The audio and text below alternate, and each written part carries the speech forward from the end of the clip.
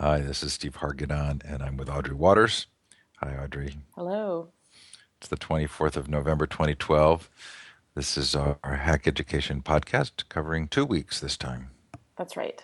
And I actually, not only did we fail to record our podcast last week, but earlier in October, I sort of failed to notice that we've been doing this for a year now. Wow, that's a long time. Yeah. Yeah, I think I realized that the other day when I looked back at some of your blog posts and had remembered talking about them. It's become a really important part of my own personal reflection, and so I thank you for that. Likewise. Likewise. So the first post to cover is this story about a teen's racist tweets and how we would respond. And it feels like this brings up a couple of really interesting issues. Yeah, this was a really interesting story, and one that I've sort of stewed about for a long time, and I think I don't know. Actually, would say that the best foot forward for this doesn't seem like it's a technology solution at all. It's a very human solution. But on election night, when Obama was reelected, there were an, a lot of racist tweets, and a couple of people sort of geolocated where they came from, tagged them, and then the online publication Gawker actually posted a list of them, and then followed up the next day with another story identifying many of them as teenagers and actually locating their schools, calling their principals or calling their schools to sort of find out what the school planned to do for these students' racist online speech. So, one issue is just, well, maybe there are three issues, right? One issue is in this world of increasing transparency, how we deal with this kind of information. Another would be sort of teenage mistakes now sort of cemented into the cyberspace forever. And then the third would be what responsibility do schools have for teenagers' behavior outside of schools? Right. Did I miss anything there? No, I mean, and I think this other piece is, connected, is this notion of the power, the sort of this sort of vigilante justice that the internet seems to feel feel its role to correct people. I'm not on an individual one-on-one basis, but sort of the internet versus wrongdoers, whatever that wrongdoing looks like. So it's a form of power, Hmm. and so in that way, it's tempting, right? I guess the sort of the critical, big picture question would be, how do we feel about that power when it's used for a purpose that we would agree with, versus how would we feel about that power when it was something that maybe wasn't morally or politically current, but we would consider to be long-term important? And do we feel comfortable with the idea that this is a way to resolve things? Right. I mean, and I think that this is this great power that we're seeing now, and the great power, sort of like of this internet vigilante justice, but then heightened when you get the attention of a publication like Gawker, focusing on these kids' behavior, and sort of really exposing, as you said earlier, exposing teens to not just the scrutiny of their peers, their parents, school officials, but the internet. That the internet now, the entire internet, sort of gets to see what they've done and then publicly shame and attack them for it. To me, at least, this does not seem to be how we. This isn't about how we teach. This isn't a teachable moment for these kids. This is actually something pretty awful. Even though they tweeted really horrific, awful things. To me, at least, this doesn't seem like the best way forward to help them understand, you know, racism, racial politics, that sort of thing. So, of course, um, neither you nor I feel any sense of wanting to condone racial activity, or I mean that was it was clearly out of bounds. Right. At the same time, I know I made mistakes as a teenager this represents a dramatic change in the ability to make a mistake, right? Right. I mean, and I think, we talk a lot now about, managing your digital footprint and thinking about the ways in which teens perhaps don't understand, perhaps sometimes do, but don't understand the way in which the things that they do sort of get um, uh, magnified. An event like this would be magnified and sort of stay with you forever online. And I think it's really challenging to navigate both the coming of age and the exploration and the stupid things that sort of I think we do hormonally, biologically as teenagers, and then have that be now the stakes for having that stay with you forever seem really, really high. And that to me seems grossly unfair. So, like many other technologies, there's not really a whole lot we can do about this. And we can talk about how television has had certain impacts negatively on the family or community or culture, but this sort of TV moves on, right? Unless you're Amish, you're not really, as a community, pulling back and saying we're going to implement this technology, we're not going to implement this technology based on its social ramifications. So at core, it really just represents a change. But I mean, teenagers are going to have to change their behavior. Right. Well, and I mean, and the flip side of this is that I feel that this is also represents a change in the way in surveillance. This was the point of one of the Gawker stories when they went to the schools and say, sort of, are you monitoring these children? So it's this notion of government surveillance, school surveillance, institutional, businesses surveilling what their employees do online. But then there's this way in which now, instead of having a big brother mentality, we all sort of play this role where we all monitor and turn each other in for quote crimes or flaws in this way. And to me, it's this other sort of troubling change in culture where we all take part in surveillance of one another. And to me, again, it doesn't feel as though this is necessarily fruitful or positive. It feels kind of creepy and intrusive. So I was going to really agree with that, but it's intriguing. I've heard my dad tell stories of how when he grew up, they would run through the neighborhood and other people's parents, other adults in the neighborhood would, from their porches, chastise them, tell them Mm-hmm. what was right, what was wrong, in a way that I didn't have growing up.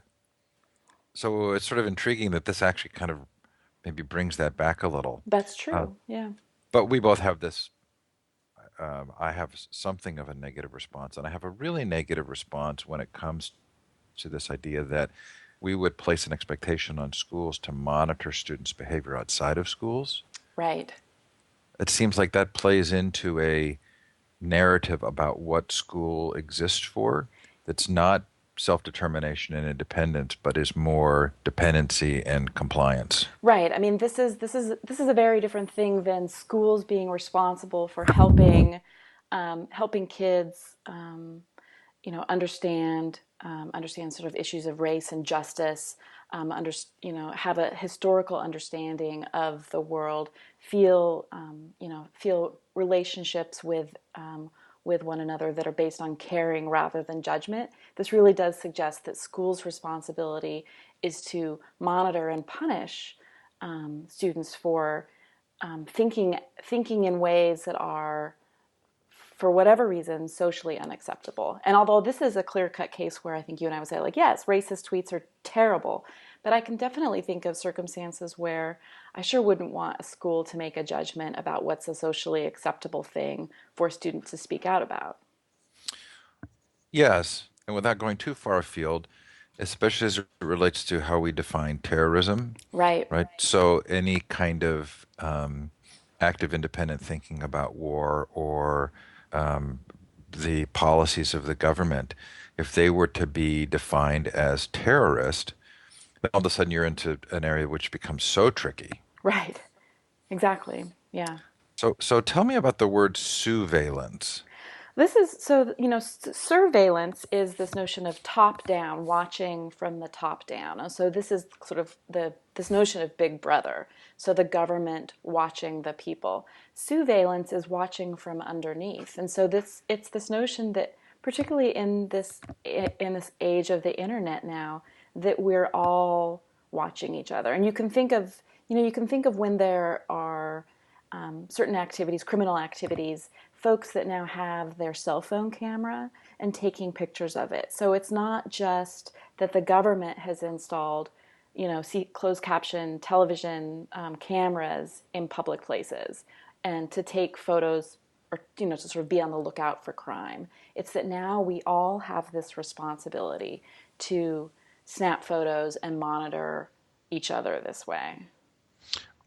An example would be the student who takes a video of a teacher Mm-hmm. being abusive in a class, or someone taking a video of policemen attacking someone. Right, right. So this really raises some significant issues of importance. How do we, how as a culture and a society, do we hold these conversations about surveillance and surveillance and just the with facial recognition, probably the inevitable tracking of everything we do? I think that these are going to be really important questions. And like I said, when we started this, I don't think that this is necessarily about technology. This is one of those great examples that technology is neither good nor bad nor neutral. But I think that we are going to reflect the things that our society values, reflect the ways in which there are certain top-down pressures for us to behave in certain ways, certain cultural pressures, corporate expectations, governmental expectations, political expectations, and thinking about how we use technology in the service of, to either replicate that or to question that. I think that we're going to have to face a lot of these questions about security, privacy, and justice around how we each use technology, not just how technology is used sort of to control us, monitor us. Fascinating. Okay, so you have an earnest post on, or a post entitled "Why Tablets," in which you indicate that that is an earnest question. It is. Yeah, I must say that in my own work, and I think in some ways I do work similar to perhaps what a college student would do, right? Which is a lot, or a college student in certain disciplines, which is a lot of reading, a lot of reading online, and then a lot of writing. And for me, at least, I've never been able to make a tablet work for that. A tablet, I can't do. I'm not as productive as I am with my laptop, or as I am with other, with a book and a highlighter, for example.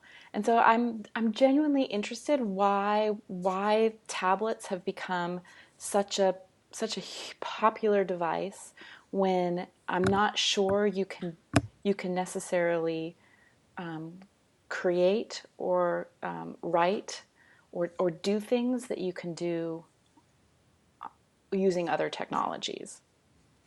I've been reading a guy named John Hattie from New Zealand who did a meta study of some 15,000 educational studies on what really impacts learning. And he describes, and I'm not sure he uses this phrase, but I've always known it as the Hawthorne effect, Mm-hmm. which is whether you raise the lights or lower them in a factory, productivity increases because there's a change. So there's a certain degree to which excitement around technology, Yeah. will have an impact, and certainly the iPad or a tablet is an exciting device. Um, for the Global Education Conference, one of our keynoters was Michael Trucano from the World Oh, Bank, right. Mm-hmm. and he's the senior ICT and education policy specialist. And he gave us a list of 10 things that, I think it was 10, that 10 mistakes in educational technology policy. And the iPad fits a significant number of them. Interesting. It's proprietary. It's not inexpensive. I mean, I can't remember exactly what the list was, but as I sat there, I thought um, he would identify this as a trap. He didn't say it. In fact, he Hmm. was kind of careful to say, I'm not, I'm not talking about a specific technology, but you probably know which one I mean, right? But it does feel as though, um, sort of uniquely, as you ask this question, why tablets, it puts us in a position of understanding that there can be excitement and enthusiasm and a lot of money spent around something that may not play out well. Right. I mean, and I think that I think that there are pieces of the of this excitement around tablets that I think are incredibly positive. It seems to have reignited an interest in one-to-one computing that laptops had yet to sort of crack. So this notion that every student should have their own device, I think, is really really powerful. But and I'm glad that we're having conversations again about what that looks like and how that changes, hopefully, or perhaps doesn't change the way in which we construct the classroom. But I feel as though we're falling prey to a lot of hype and excitement around, particularly around iPads, and then we find other devices compared to the iPad, other tablet devices, without really questioning sort of why that particular, why that device. And thinking back a couple of weeks ago when we talked about all of the marketing spin that's sort of delivered as though it's journalism, but really Apple marketing that suggests that these devices are intuitive, for example, that they're easy to use, they're easy to hold, that that they're pleasurable to use, and sort of like I don't think we've done a good job of unpacking really some of this that's feels like marketing hype. So I just played with a Microsoft Surface Mm-hmm. device. So it's kind of a tablet that turns into a sort of a mini PC. And my guess is that ultimately that's where things will go. The tablet becomes a much more powerful device. It becomes much more capable than our current versions. But what it seems to me the story is really about is why in its current incarnation has this generated so much enthusiasm? Well, in part because maybe we like to focus on things, Yeah. right? There's a, it's not, this is a positive thing. It's not like anybody's trying to do something that's not good for students, but we like to focus. And so there's always some kind of activity of the day that we focus on, we pin our hopes on, that we really are excited about. But it probably doesn't hurt that this is a very fun device for the adults to use as well, right? Well, and I think that Apple, this is sort of the genius of Apple is that Apple had already built out this. They already had our credit card number from iTunes, and we were already, I think, many of us accustomed to making this 99-cent transaction within the Apple ecosystem, within the Apple store, and so I think that there were a lot of pieces already in place to make the the iOS, both the iPhone and the iPad, part of this enclosed consumer experience that's a very different one than going out and sort of searching the web and finding applications to download, or even than going to the store.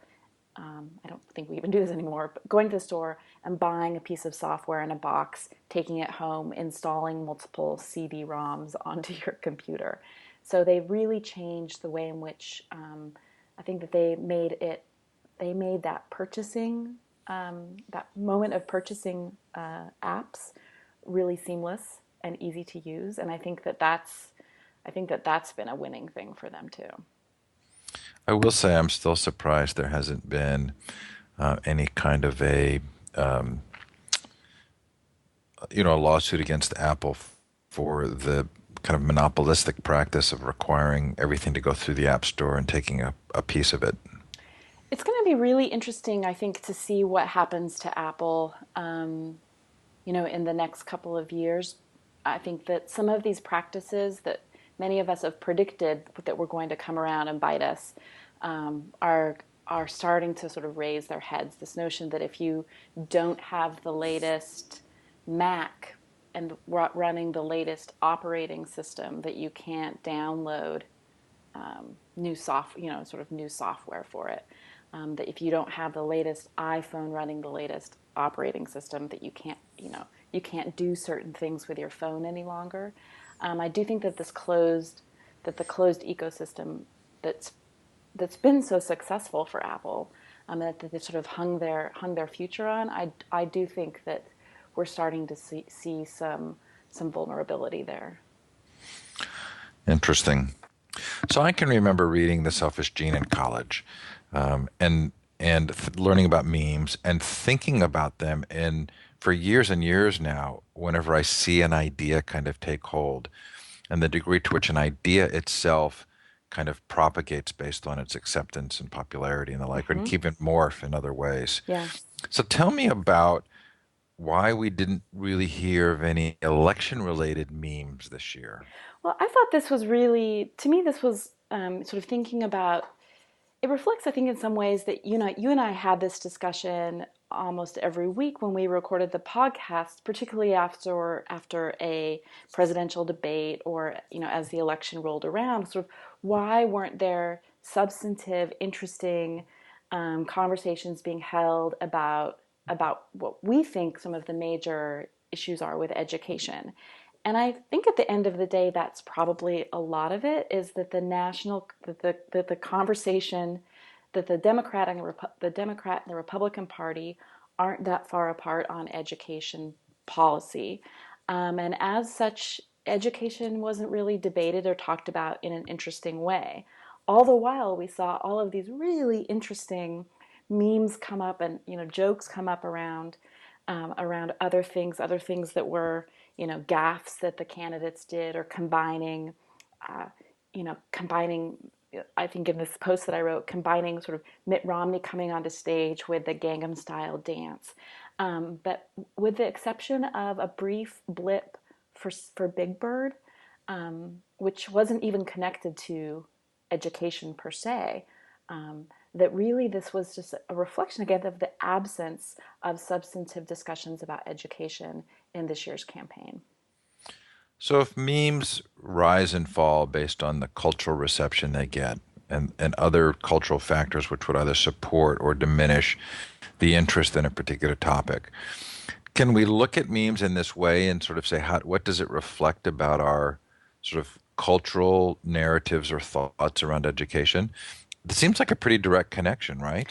I think so, and actually, I think that part of it is that, um, I have to think. Alec Koros wrote this great piece about students, about sort of literacy and the creation of sort of viral media, whether it's animated GIFs or creating viral videos based on something popular like Gangnam Style. And he was sort of encouraging schools to think about how do we help support this sort of digital literacy among students. And I feel like part of the reason why, again, why we don't see a lot of memes are the voices that I think would have the most interesting and biting, perhaps in the funniest, sort of, the sad, funny response would be students. And I think that they are largely left out of these conversations. Interesting. So I'm doing this Hack Your Education tour, Hmm. right? That you and I have talked about, where we've never actually connected you in physically. But so the candid assessment of this tour would be, now that I'm close to finishing the first leg, if there is even to be another leg, is that I've never done anything that has generated such an enthusiastic response from others Hmm. that has resulted in so few people actually coming. Interesting. And my sense is that talking deeply about education is not really where we are right now. That really needs to happen. That we really need. In fact, talking about learning Hmm. more than education policy is what's so crucial right now. But it is foreign to most people, especially the idea of taking a Friday night or some number of hours out of your Saturday to go do that in face of all the other demands in our lives. Isn't it? I mean, I think that that's an interesting way in which we've compartmentalized school, as this, September through May, 8 o'clock through, 3:15 Monday to Friday entity that and I think that, even though many of us would say we recognize learning happens all the time, everywhere, throughout your whole life, I think that because we've conflated schooling and education, education equals schooling, that I don't think we're really thinking deeply about how we can have conversations about learning that are outside that particular institution. So let's segue from that to the Tin Can API. Mm-hmm. So you start by saying learning is not a product, it's a process. Right. Explain this whole thing to me. So this is the Tin Can API. I think is a really interesting idea, and I must say I'm not sure what's going to what will come of it. It actually has its roots in SCORM, which for those who've been around education technology for a while, that's an acronym I think that makes a lot of people shudder. But it's this notion of that we could identify learning objects and make them interoperable, wrap these objects with assessment and make them interoperable across software and across learning management systems. And so SCORM and learning objects, as the word implies, really focus on the content, and they focus in a lot of ways on the the product then too. So whether it's a textbook or a video or a worksheet or a test, it's thinking about these the content that people interact with. And what the Tin Can API wants to do is add some verbs to this conversation. And the API actually isn't about the content, it's not about the direct object, and it's not about the subject, the student, but it's really thinking about how can we record the verb, the way in which the process or the experience by which someone interacts with educational content. The idea being that the structure then influences the direction of the conversation Right. or understanding. Yeah, exactly. I mean, because I think that the it's not surprising, but a lot of the way in which we've sort of constructed technology, education technologies, it's really been focused on the content. So the education, the whether it's textbook content or sort of curricular objectives, things that we think folks should learn. And so when we track the way in which a student interacts with that material, I think we're making a lot of assumptions about what that interaction was. So if you sat in class, or if you sat in class the day that you watched a movie on the liver, the focus is you watched a movie about the focus is the movie about the liver, but there we haven't really been tracking the watching part, and how the watching part might be a different way of interacting than reading a chapter of a book about the liver.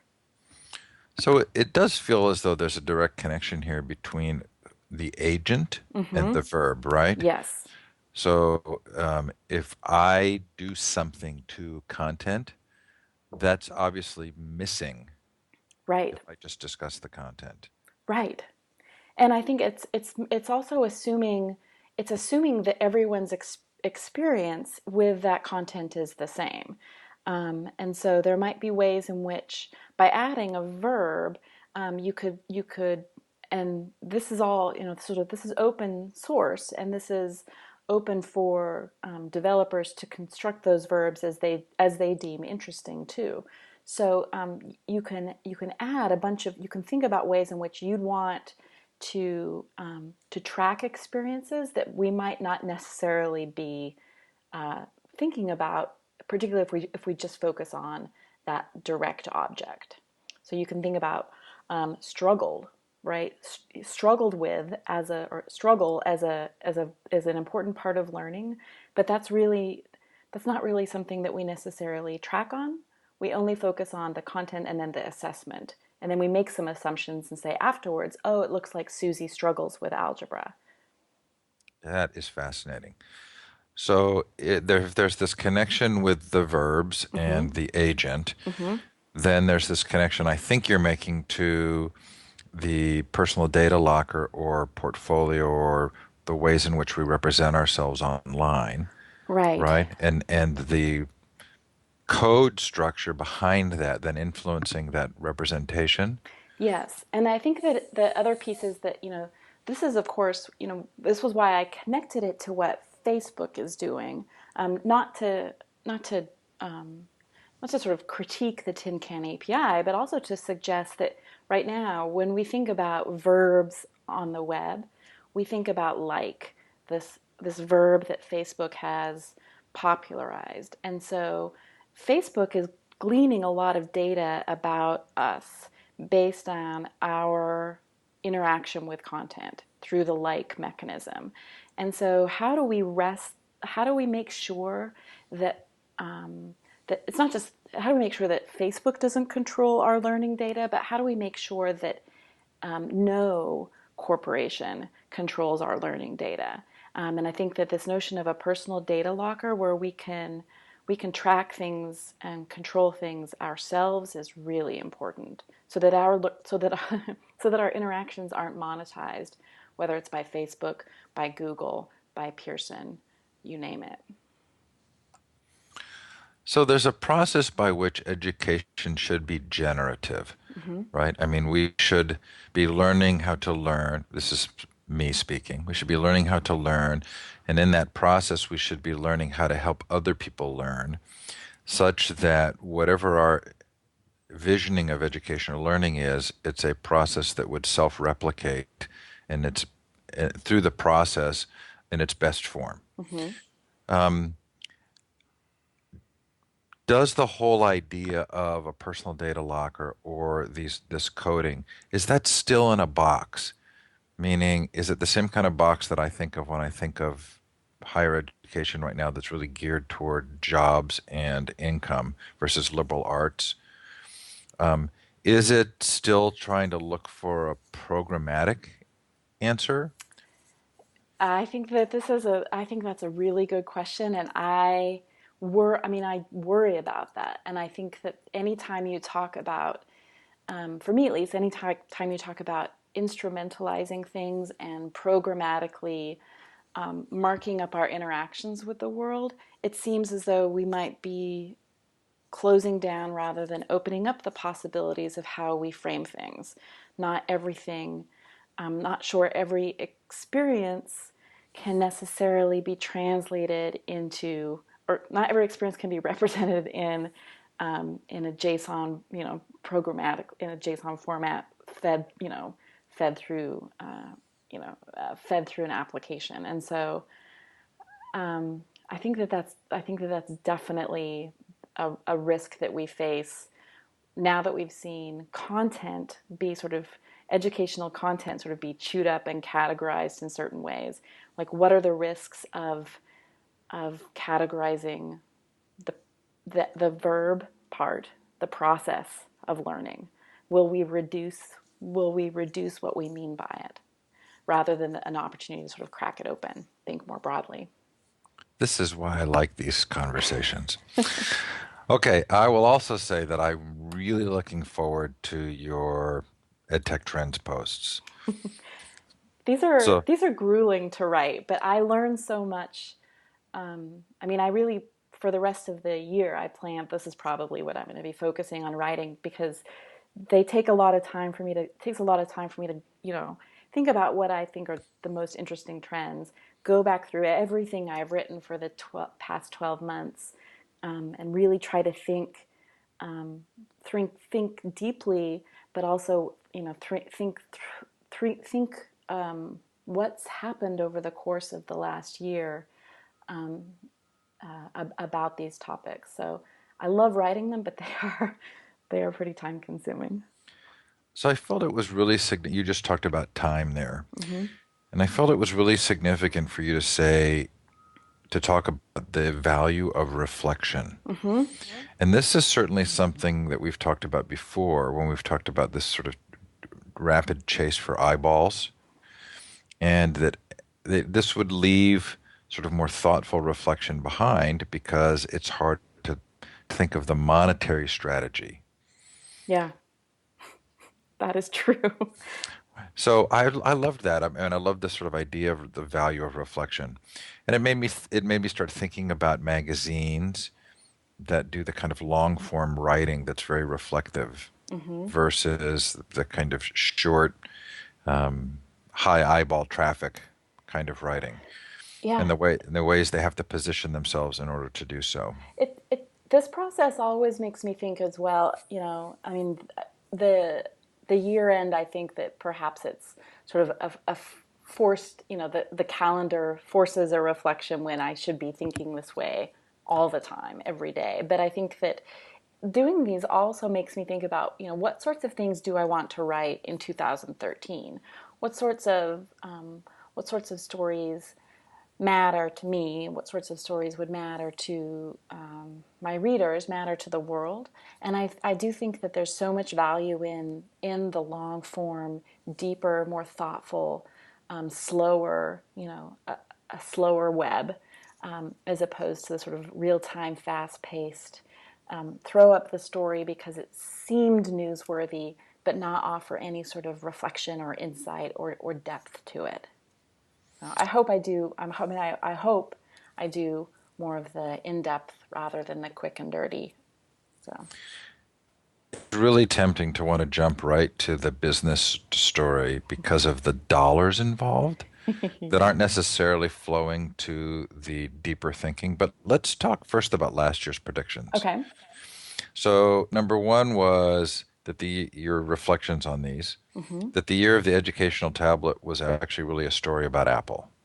Right. I mean, it feels as though, you know. So these. What I decided to do, partially because this is again one of these falsehoods I think that we perpetuate, where we write up a year in review, and then we assume that those things aren't that those things don't move forward and backward in time. And all of the trends that I have identified as being important in 2011 continue, or most of them, I should say, most of those trends continue to be really important in 2012. Just because they were popular last year doesn't mean they had no impact this year. And one of the interesting things about writing this particular story was noticing the seeds that were planted for some of the trends this year. Particularly, you know, this notion of the higher ed bubble, for example, all of this talk in Silicon Valley that college wasn't worth it, that we needed to disrupt higher education. It seemed to really lay a fertile ground for the MOOCs that are clearly one of the most visible trends in ed tech this year. And so this piece was really interesting for me to think about what happened in 2011 that really set the framework for how we thought about education technology in 2012. Have you ever mapped your work against the Horizon Report? I haven't, no. That would be interesting. Yeah, it would be interesting. I mean, the Horizon report is a fascinating it's a fascinating report, but it's also a fascinating sort of process by which their trends get identified. That's a good idea. I'm going to make a note of that and do that in the future. Okay, so you also last year predicted about social media, uh, and your summary review is it's more of the same. I think so. I really didn't. Proclamations and Yeah, fears. yeah. I didn't see anything really change this year around social media. But text messaging is maybe slowing down.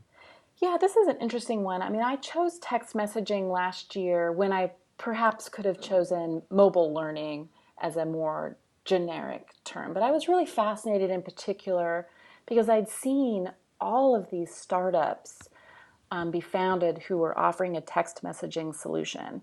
So Remind 101, Chelly, Class Parrot, Snap School. There were a bunch of startups founded that offered a text messaging between school and home.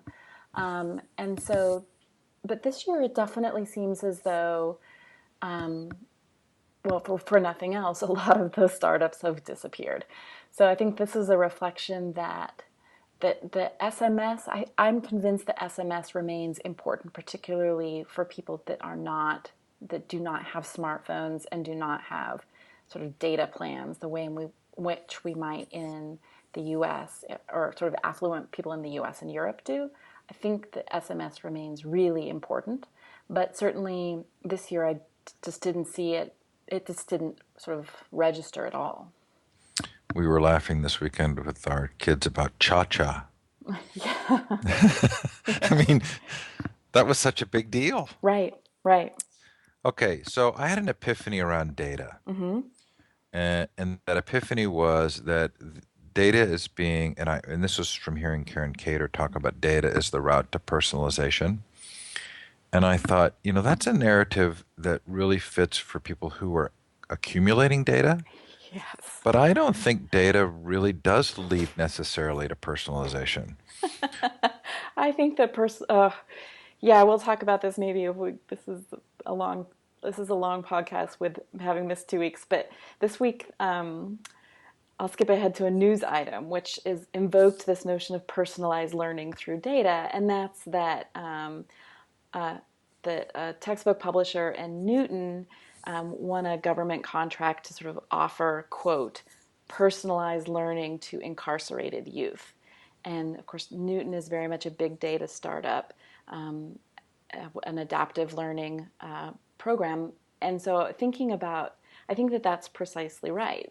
I think that we should really question what we mean by personalized learning.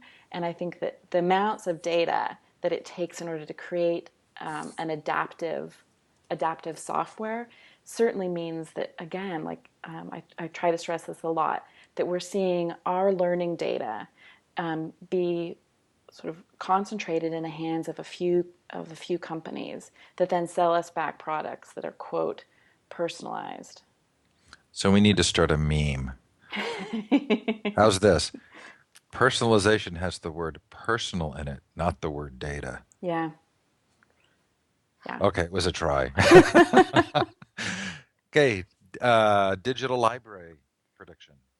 This one, I mean, again, I actually plan to talk in this year's posts about open textbooks because it was interesting to see, despite my great, I'm still remain very skeptical about the future of the textbook. I think that there are certainly forces in place, industries, massive industries in place that want to see textbooks continue.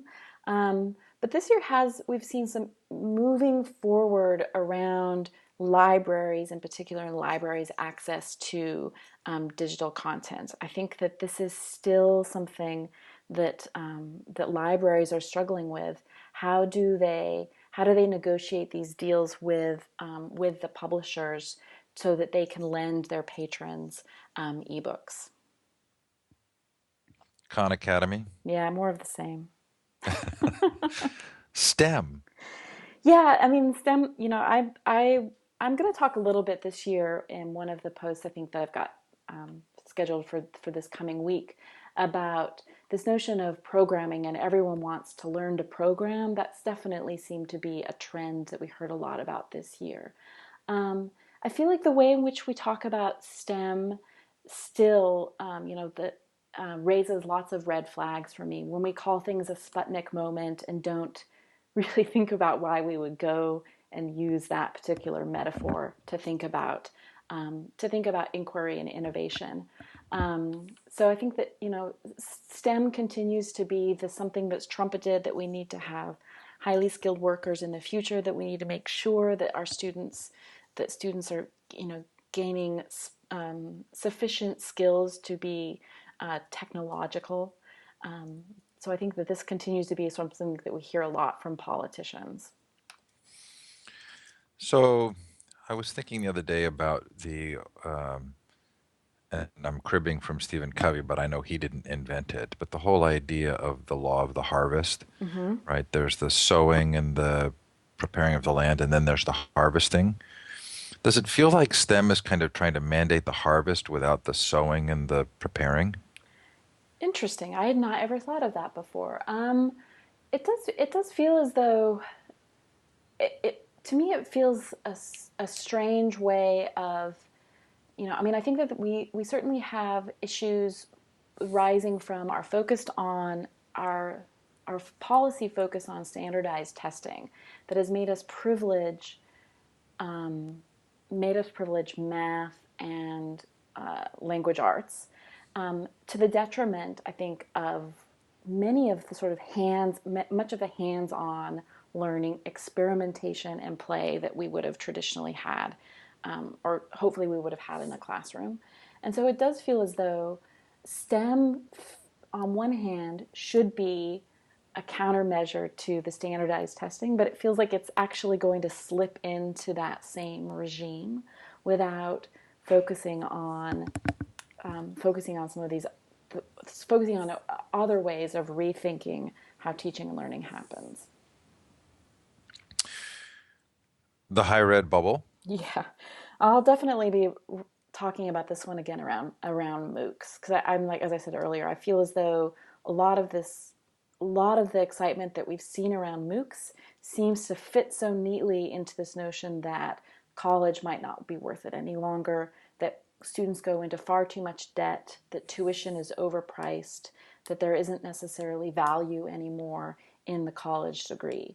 And so I think that a lot of these narratives, particularly in Silicon Valley, that that universities are failing, and that we need to do something to disrupt those old models. I think that a lot of the MOOC fervor, definitely stems from this trend that I identified last year.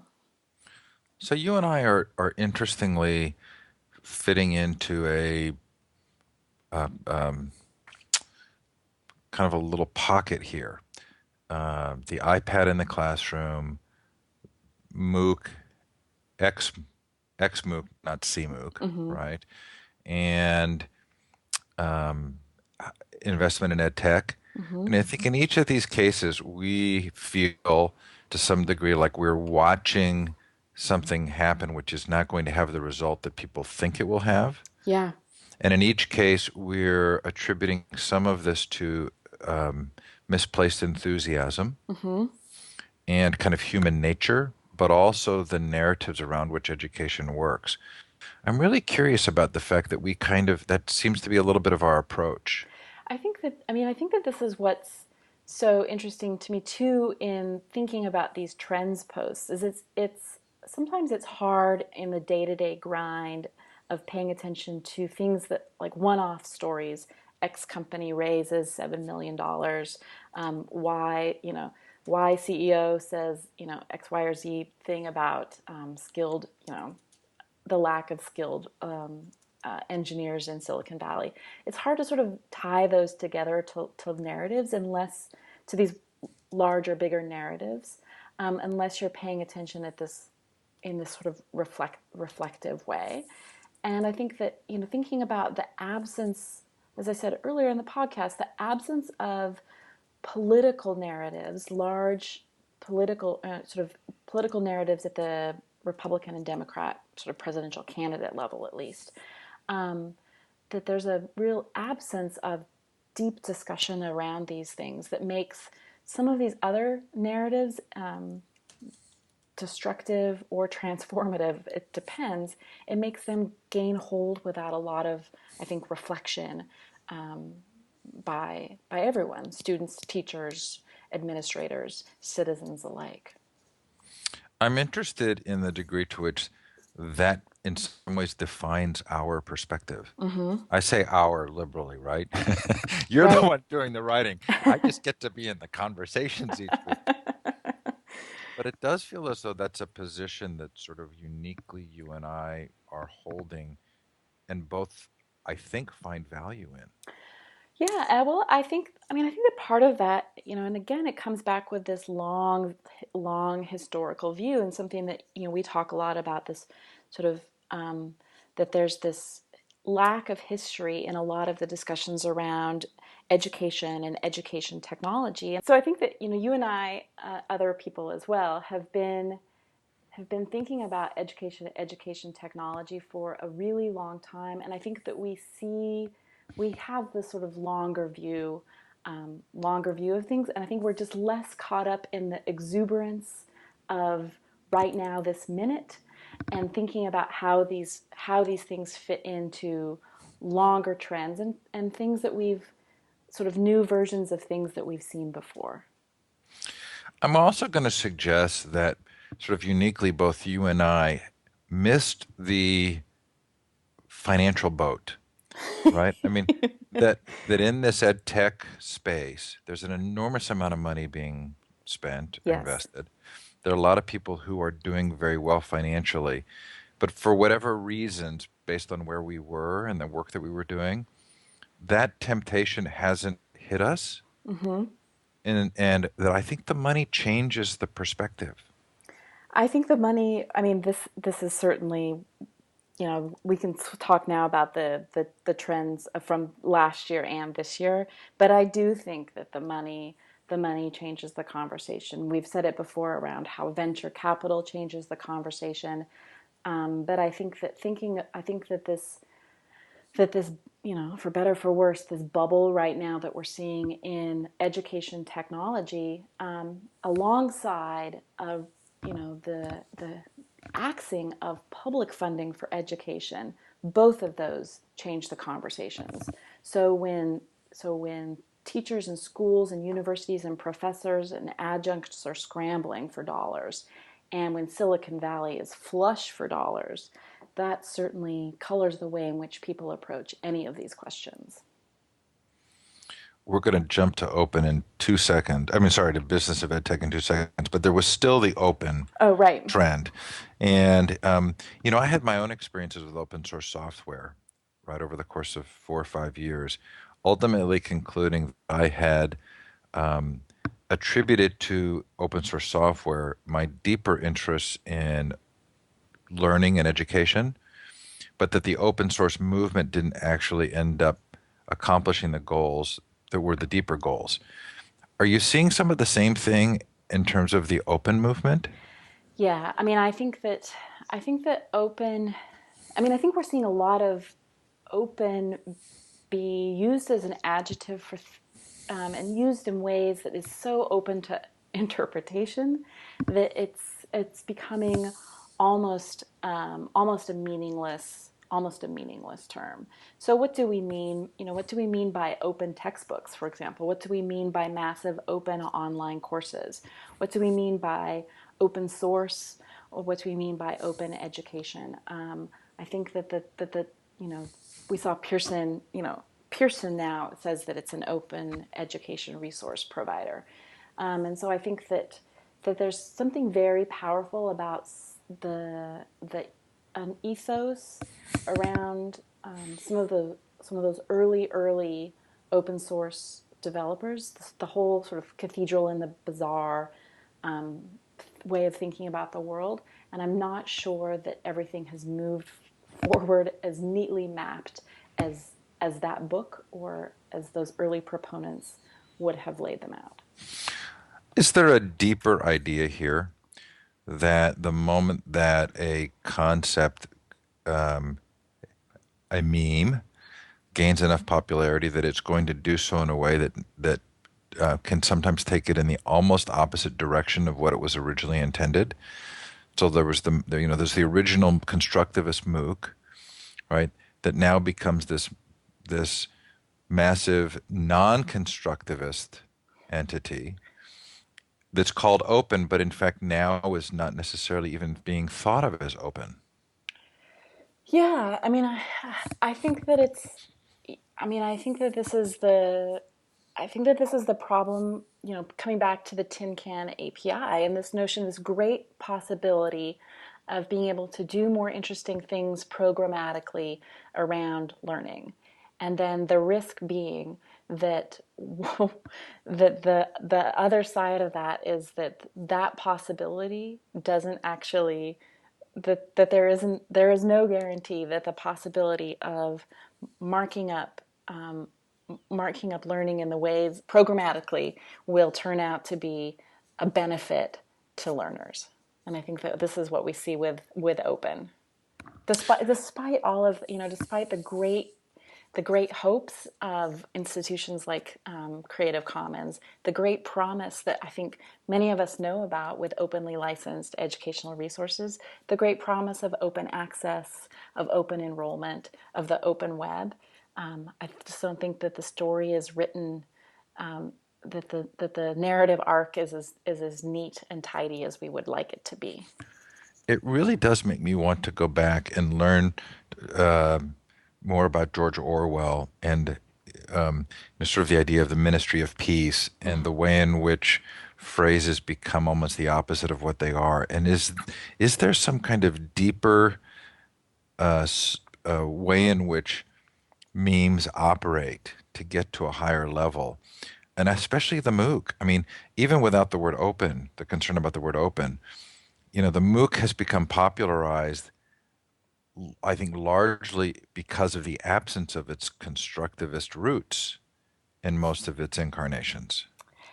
I mean, I definitely think that we see this is one of the things I think that we have to be really aware of when we talk about institute sort of when we want to deconstruct certain institutions, educational institutions, obviously in this case, and think about the ways in which we need to sort of disassemble them because there are things that they do very poorly. There's exploitation.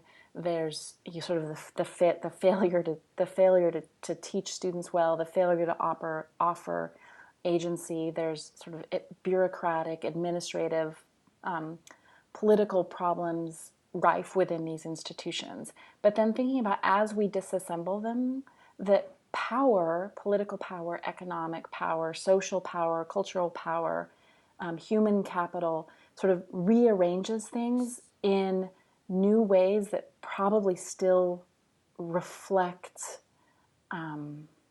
still reflect the way that still reflect sort of the old ways in which power was controlled. I mean, in which power operated, and I see that around MOOCs. And so it's this moment where we talk a lot about how do we unbundle the university, how do we liberate, sort of how do we take apart, perhaps liberate some of these things from an institution that, from accreditation, from assessment, from the sort of the from things that don't work very well at the university, from the cost of tuition. And then in its place, here we have Pearson offering the testing services for Udacity and edX. And so while we may have unbundled power from the university, we actually haven't done things that are more broadly liberatory. We've actually reconstituted power into Pearson. Wow, my head is spinning. I mean, I'm wondering if that's sort of Illich's issue with I think it institutions. is. I think that that's precisely his concern. And I think that that's why for him the even, web, like there are the web has nodes of power in it as well. I mean, I think that we need to just be a lot we just have to recognize there is no getting away there, or I don't think there's getting away from power. Power is definitely concentrated even in the web in certain nodes on it. But this notion that we can sort of disassemble disassemble old and failing broken institutions, whether that's university or K through 12, and sort of magically have things not reassemble in ways that reflect other powerful economic and political interests, I think we're awfully naive.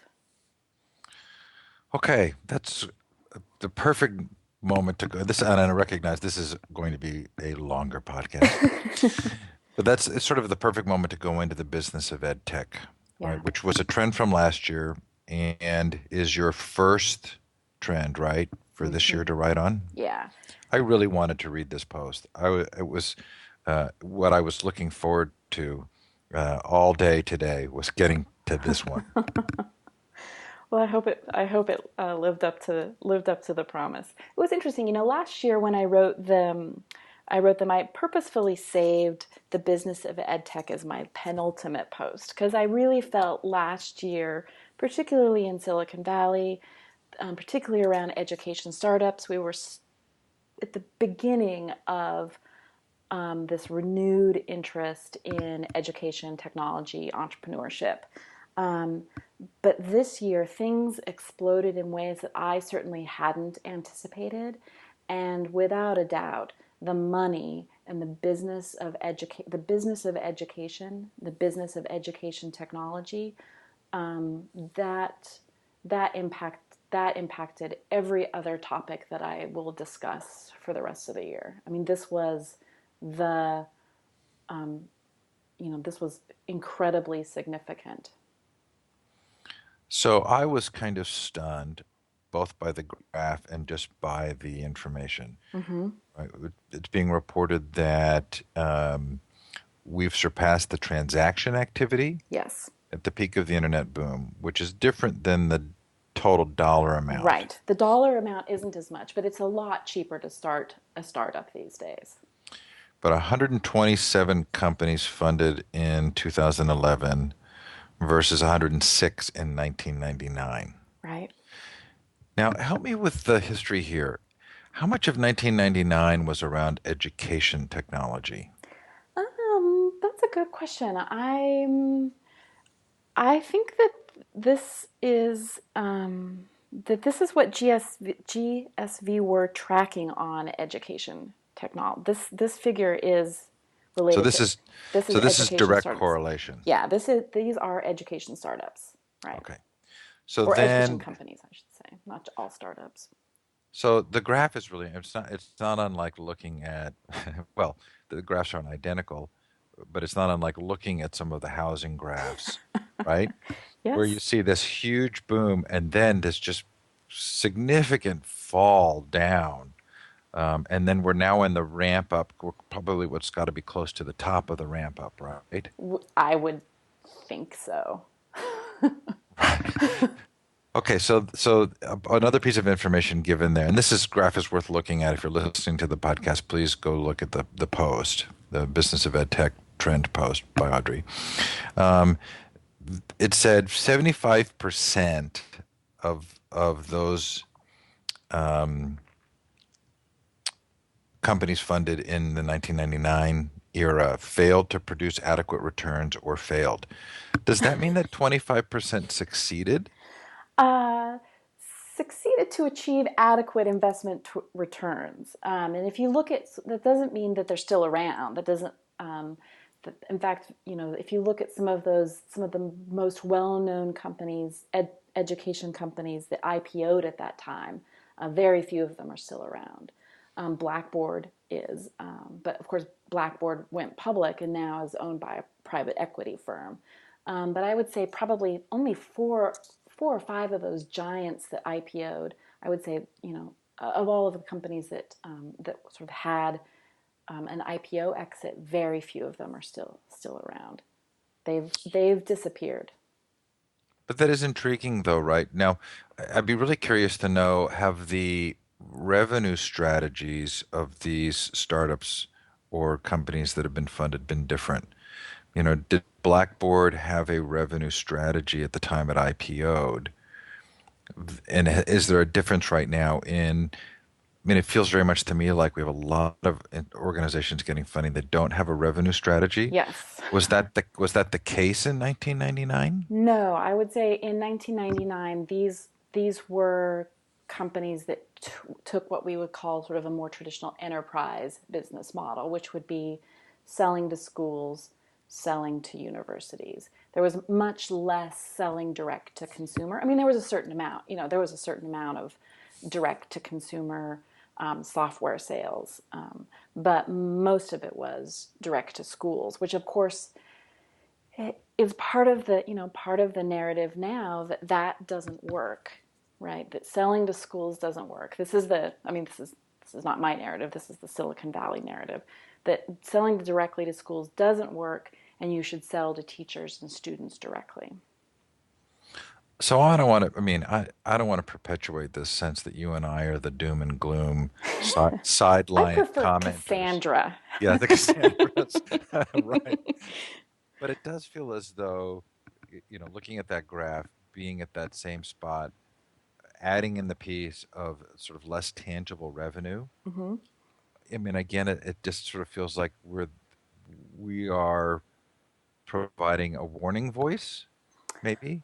Well, and I would add even beyond, this is sort of why that post that I wrote about ed tech bubbles is I feel like in some ways that all of this conversation to me is it's not the wrong conversation, but it masks a more interesting conversation. And so, if you think, like I just said, if you think about the companies, the education companies that survived that first bubble that are still around, Blackboard, I mean, I wouldn't argue that Blackboard is a great company for teaching and learning. I don't feel as though that Blackboard's surviving the 1999 bubble bursting means that that's a win for learners.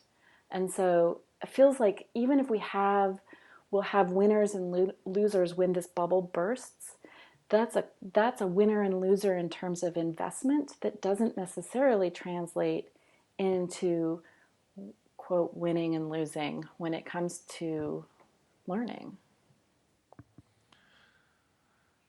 Well said. Okay, so your next trend. So this is trend number two, Yep. right? Will there be 10? There will be 10. Okay. Is the maker movement. There will not be 10 today. No. This is the last trend today. Yes. Those of you who've hung on listening through all of this, okay, it's the maker movement. And again, this is a nice switch for us, right? Because now we Yes. get to be very positive about something. Yes, but I mean, and this is to me, this is a conversation that is sort of to me the maker movement in many ways, not in all ways, but in the maker movement in many ways does provide a really interesting counterbalance to a lot of what we see happening in institutions, um, either K through 12 or higher ed institutions, but also a different sort of approach than a lot of the business of ed tech. Because this is very much about learners exploring and building and making on their own. These are the things that we talk about as sort of goals we'd like to see as sort of more agency, more play, more exploration, curiosity, inquiry, the things that are actually hard to bundle and then sell someone through an iPad app. Yes, and of course, um, well, before we talk about Kane's Arcade, What's the concern about the makerspaces movement and the funding source of that movement? Yeah, this is a really hard one for me because I must say that I think that I have a lot of admiration for Dale Doherty and for Tim O'Reilly are two folks who I admire greatly in terms of the ways in which they ask really probing questions about the use of technology and the use of technology to add value rather than to extract value. Dale, of course, is the founder of Make Magazine. He's the person who started the Maker Fair. He's definitely sort of the father of I think, of the contemporary maker movement. Um, Make Magazine received a grant from DARPA, from the Defense Department Research Group DARPA, in order to start maker spaces in schools. And that's, I think, exciting.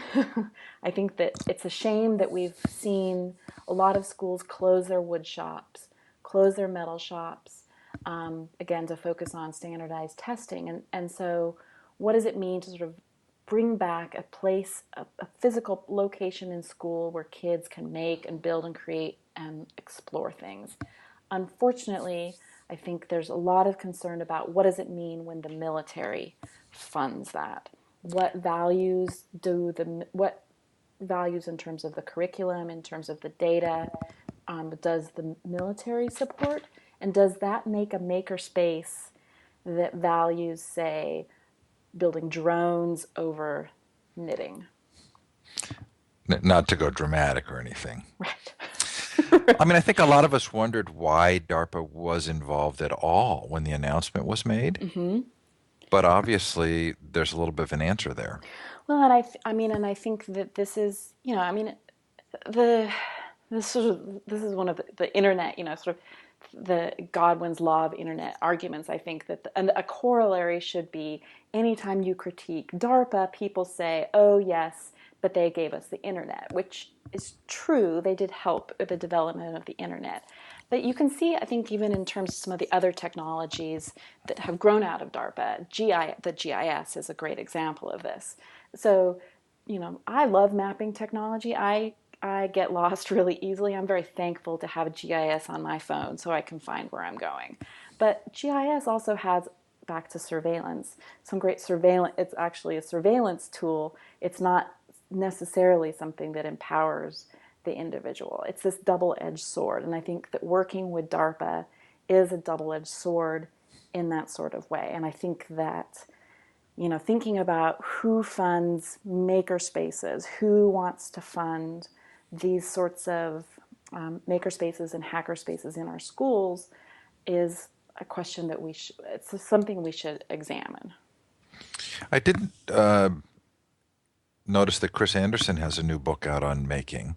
Yes, And I wondered if there's a relationship between Chris and Dale in any way. I didn't find anything immediately. Are they very separate kind of I ideas? I don't know. I haven't read Chris's new book, although it is interesting that Chris just left Wired to join a robotics company that, gosh, I bet they make drones. Oh, Right. yeah. No, Chris Anderson would never make drones. Right. I'm doing a search in on Amazon in the page for the book, and Dale Doherty is mentioned once Interesting. in a footnote. Ouch. Isn't that interesting? Huh.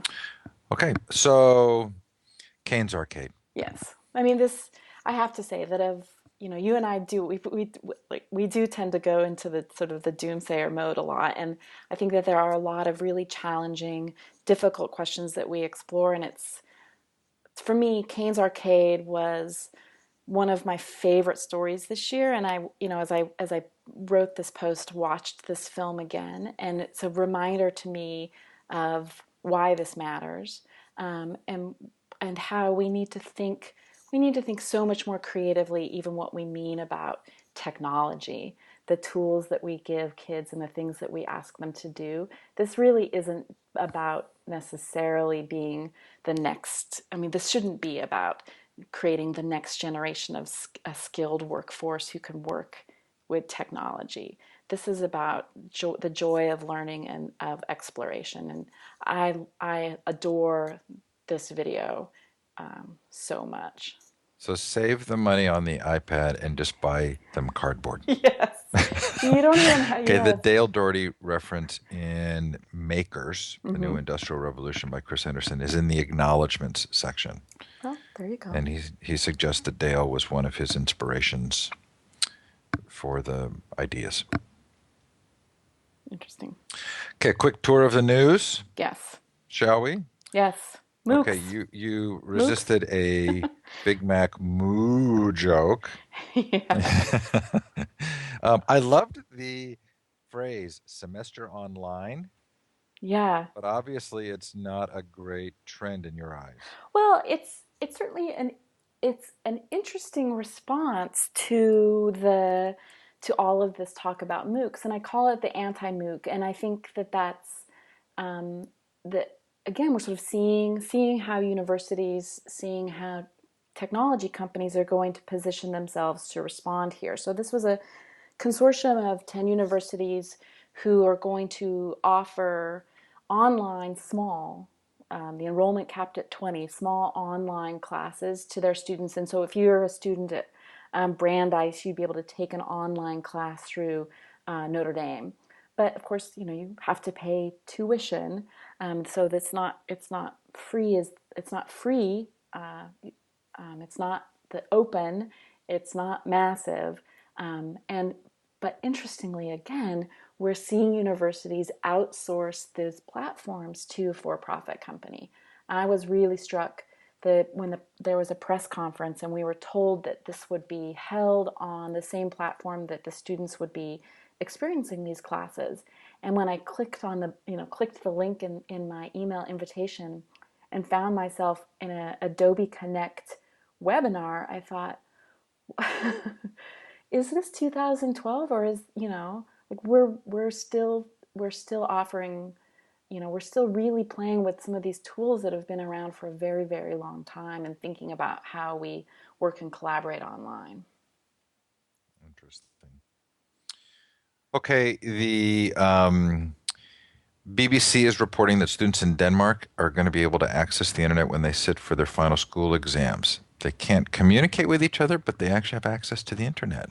I think that this is great, and this is certainly, I think of, well, Will Richardson has a list of some of his bold ideas, and he talks about this. I mean, I think he would say that we shouldn't just have, it's not just a matter of open internet, it's actually open network, so that you can, it's not an open book exam, but you can actually network with people online. But it's certainly, if I think it's a recognition that students are going to have to think differently, or we should be thinking differently about what students need to know and how.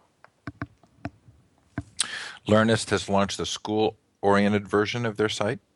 Yeah, this isn't surprising. I mean, I think that many people were intrigued by this new tool that Grocket has built, sort of a Pinterest for education.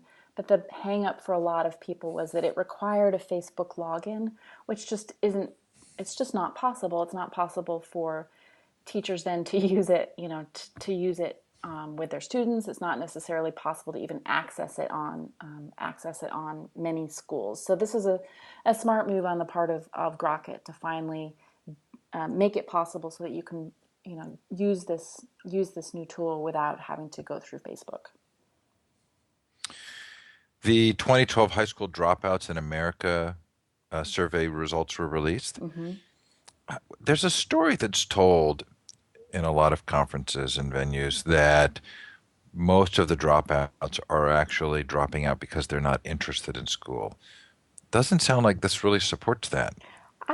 I've always been deeply suspicious of that. I mean, I think that there are probably some that find, I mean, there are probably many students, both who succeed and fail to complete their high school diplomas, that find school unappealing, uninteresting. But I think that there are really some very substantive life changing things that happen to students that school just doesn't support them through. I mean, and I think of this in my son's experiences with, losing his dad, and the ways in which school wasn't able to sort of recognize the help he needed and the space he needed in order to sort of support him through sort of getting out of bed each day as he was grieving, and actually continue to go through school. And I think that,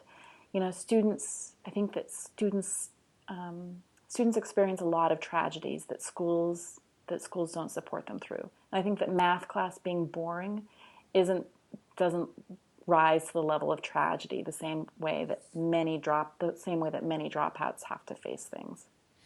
Well, so 44% are indicating either lack of parental support or parents preventing them from finishing. Yeah, That's really interesting. yeah. How do you address that? Well, I mean, I think that being a parent, I mean, when I think that, I think that this notion of teenage pregnancy, although I would say, I mean, I haven't looked at the teenage pregnancy stats lately, but I think that, thinking about the fact that many students, particularly in difficult economic times, many students, despite this, we give that lip service that you're a student first, many students have to hold jobs, have to support their families economically, are working jobs, have children of their own. I think that schools just need to, you know, we just don't have these. We just don't have. Our institutions just don't recognize the fact that childhood is not this. I think that childhood is like this construct that doesn't really exist anymore, and there are real material, practical things that weigh on students' lives that make school very difficult for them to finish. And it's not about the content of the curriculum. I think I said that wrong. It's 23% cited lack of parental support. 21% said they're becoming a parent prevented them. Right. But still fascinating. Yeah. Okay, so given the fact that we're in so much time, I'm skipping over some, but you'll tell me if I missed something important. This student who was suspended for refusing to wear her school issued RFID tag. Yeah. Was this a protest she made because of the concerns, or was why did she want to stop wearing it? So based on the story in Wired, this student objected on religious grounds. She identified the RFID tracker as a governmental sort of mark of the beast sort of thing. The school in San Antonio is mandated that all students wear in their student ID that they must wear around their necks is implanted with an RFID chip, so it can track the students' movements. And she objected on religious grounds, and they suspended her. So that's interesting because it feels as though many of us who are adults would object personal liberties, Right. on grounds of personal liberties and issues, but I'm wondering if anybody else has objected. I know that at the beginning of the school year, so this is a new thing that the school district is doing in San Antonio. That many schools, and I believe even the ACLU, said this violates students' rights. So it's going to be interesting to see what happens with this particular case, if the suspension is overturned, if it goes before a judge. So I can see this being a very interesting issue because of the financial incentive, Right. related to attendance. But also, this is a case where I can actually hear in my mind somebody saying, well, if you're not doing anything wrong, you have nothing to be worried about, right? Yeah. So if you're not doing anything wrong, you shouldn't worry about wearing this tag. Uh, am I just overreacting to the idea that this is a mindset we just would not want to be in? Well, and I think that this ties into other, this is a moment I think to crack open and have some of these conversations about what is attendance, in what does attendance mean? So we do fund schools right now based on attendance and seat time. Um, in a world where students can sort of access things on the internet, take classes online, is attendance really going to be the marker that we use to fund schools in the future? Or will it be something else? So this is sort of questions of competency-based or performance-based funding, which raises its own problems, don't get me wrong.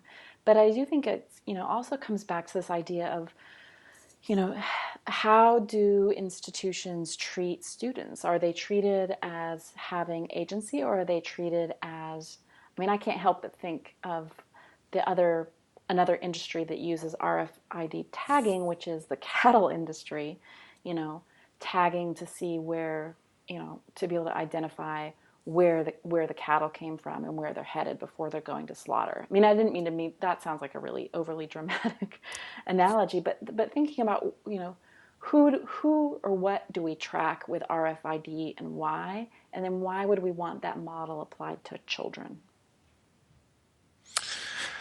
Audrey, it was hard to miss a week of talking with you.